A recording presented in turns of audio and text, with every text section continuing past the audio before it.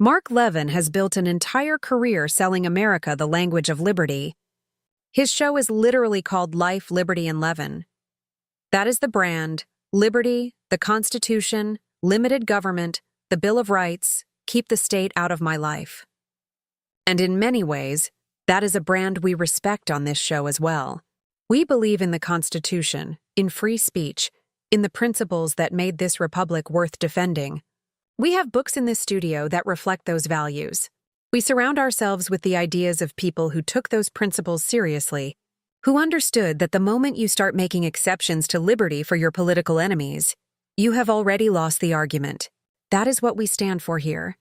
That has always been what we stand for here. But apparently, that whole freedom thing gets very inconvenient the moment the speech being protected happens to be speech that Mark Levin does not like. Speech that goes against his relentless, unapologetic, warmongering support of Israel's wars in Lebanon, in Gaza, and now Iran. Because when American citizens criticize endless wars, when they say, "Wait a minute, we voted for Trump because he was not going to drag us into another Middle East war," when they ask out loud, with genuine moral seriousness, why American sons and daughters should die for a foreign government that did not ask the American people for permission, suddenly the First Amendment becomes a problem. Suddenly, liberty is complicated. Suddenly, the man who built an entire television brand on the idea that government must never silence its citizens is on national television calling for citizens to be silenced. Last night on his show, a show that, let us be honest, is watched primarily by people in assisted living facilities who fell asleep with the remote in their hand, Mark Levin declared that it is time to ban and censor what he calls Nazis and jihadis from social media. He said that free speech has simply gone too far and is now, in his own words, overprotected. Overprotected, the First Amendment, overprotected, a man whose entire professional identity is built on constitutional reverence looked into a camera and said that the foundational speech protection in the American legal tradition has gone too far. Let that sit with you for a moment, because it deserves to sit. He went on to frame his argument around private enterprise, suggesting that platforms like Twitter, Facebook, and Twitch have every right, and perhaps even a moral obligation, to remove users they deem objectionable. He drew comparisons to pornography, to drug content, to direct incitement to violence, implying that anti-war political speech belongs somewhere in that same neighborhood. He even acknowledged, in a moment of accidental clarity, that political speech is the most protected category of all speech under the American constitutional framework, and then spent the rest of his segment advocating for the suppression of exactly that. The irony appeared to escape him entirely. It always does. Now let us be precise about what is actually happening here, because the framing matters enormously. The people Mark Levin wants removed from public platforms are not jihadis. They are not Nazis. They are not terrorists. They are anti-war conservatives, libertarians, Democrats, Christians, Muslims, Jews, independents, veterans, mothers, fathers, and ordinary American citizens doing nothing more than exercising the rights guaranteed to them by the Constitution that Mark Levin claims to hold sacred. They are people who watched this country go into Iraq on false pretenses and lose thousands of lives and trillions of dollars, and emerge with nothing to show for it but a destabilized region and a generation of traumatized veterans. They are people who remember Afghanistan. They are people who are paying attention. And their crime in Levin's framework is simply that they have directed that attention toward a war he personally supports. The mechanism is straightforward, and it is not new.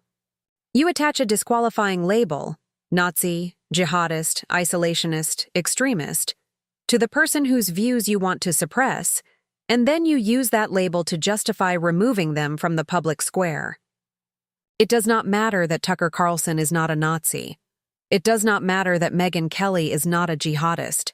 It does not matter that the veterans and Christians and ordinary Americans asking why their children should die in Tehran are not extremists by any reasonable definition of that word.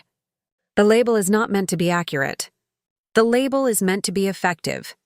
Stick it on someone loudly enough and long enough, and suddenly the censorship you are calling for sounds like public safety rather than what it actually is, which is the silencing of political opposition. And this is what I am going to call, right here on this show today, constitutional grifting. I want to coin that phrase because I think it is the most accurate description available for what Levin has been doing throughout his career.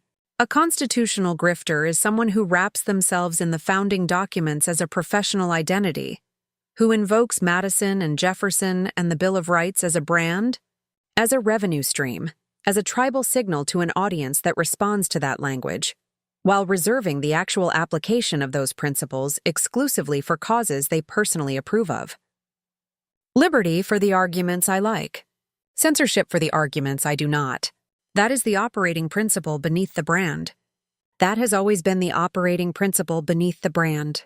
We are simply at a moment now where the gap between the principle and the practice has become too wide to ignore. And I want to be clear that this is bigger than Mark Levin, because he is not operating in isolation. He is part of a coordinated pattern that becomes more visible the more carefully you examine it. You may recall that not long ago, Benjamin Netanyahu gathered a group of American social media influencers in Tel Aviv for what can only be described as a messaging summit.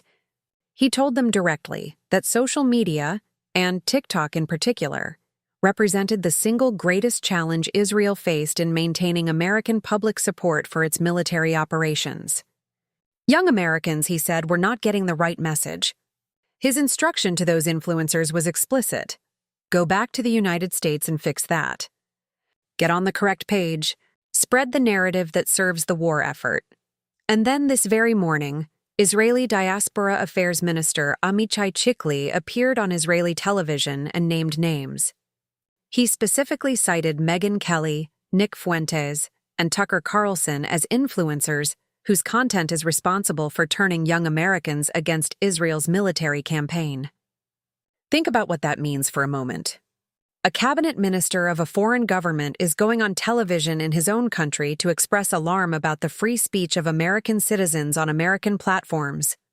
He is not expressing concern about misinformation in a general sense. He is naming specific individuals by name and identifying their influence as a problem that needs to be solved. And on the other side of the Atlantic, Mark Levin is on Fox News calling for those same individuals to be removed from their platforms. The through line here is not difficult to follow. You do not need a decoder ring to read this map. So let us ask the question that Levin's argument demands we ask.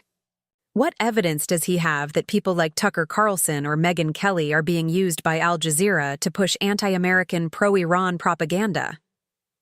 Because that is the accusation being leveled, that these independent American voices are somehow functioning as instruments of a foreign media operation. It is a serious charge. It demands serious evidence. What is the evidence? Where is the collaboration? Where are the communications, the funding arrangements, the editorial coordination? Because if that evidence exists, it should be presented publicly and examined seriously. And if it does not exist, if it is simply an accusation deployed to delegitimize political opposition to a war that most Americans do not support, then it is not analysis. It is smear. And smear in service of censorship is something that every person who claims to believe in the First Amendment should find deeply troubling, regardless of their politics. Here is the deeper hypocrisy that I think deserves to be stated plainly. Mark Levin has spent decades attacking Democrats, attacking the mainstream media, attacking the deep state, attacking the courts, attacking every institution and individual that he believed was suppressing conservative voices or infringing on the rights of ordinary Americans. During all of that time, his argument rested on a simple and powerful foundation: that free speech is the bedrock of the republic, that the government and its allies in media and technology have no right to determine which voices are acceptable and which must be silenced, that Americans have an inherent and inalienable right to speak their minds regardless of whether powerful people find that speech inconvenient. That was the argument. That was the brand.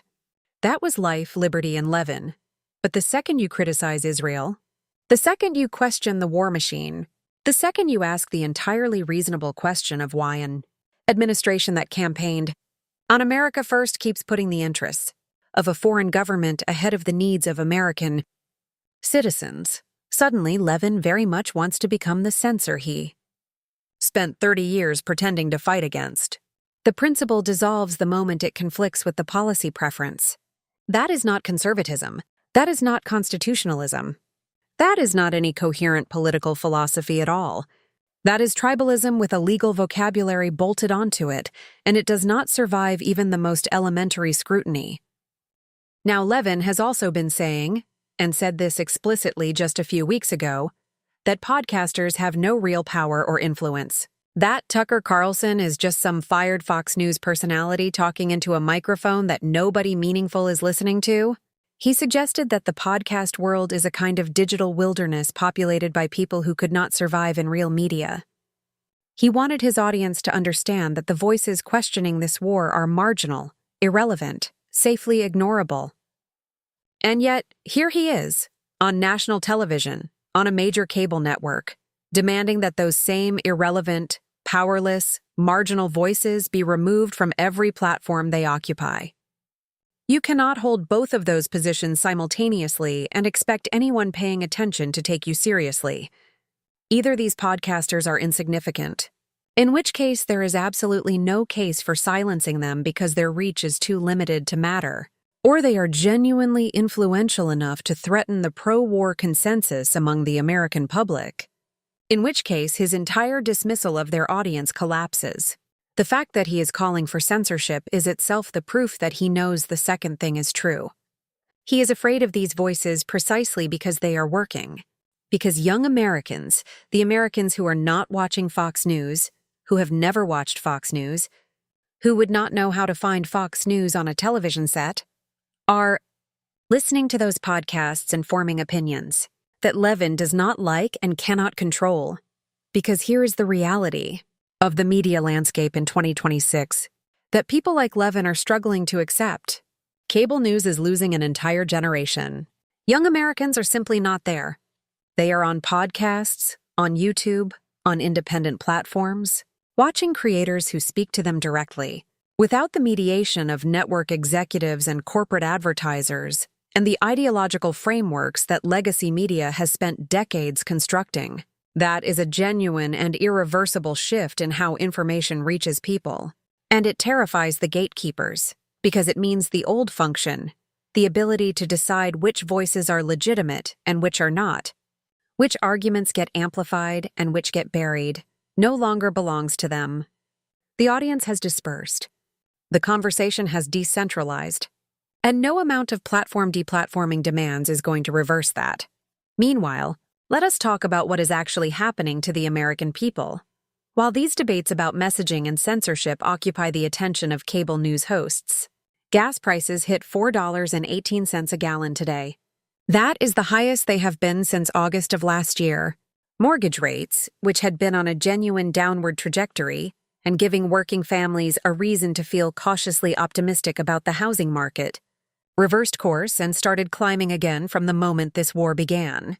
The housing market is not in a good place. Groceries are not getting cheaper. The economic pressures on ordinary American households are real. They are intensifying, and they are directly connected to the instability that this military adventure has injected into global energy markets and financial systems. Americans are not opposed to this war because Al Jazeera told them to be. They are opposed to this war because they are living the economic consequences of it every single time they fill their gas tank or look at their energy bill or try to figure out whether they can afford a mortgage payment this month. The polling on this is not ambiguous, and it is not close. Americans do not want this war. They did not ask for it. They did not vote for it. And they do not want to see American men and women coming home in flag-draped coffins from a conflict that serves no clearly articulable American national interest. Go to any supermarket in this country this afternoon. Walk up to any random person in the cereal aisle or the produce section and ask them directly whether they want American sons and daughters dying in Iran on behalf of the Israeli government. See how many hands go up. That is not isolationism.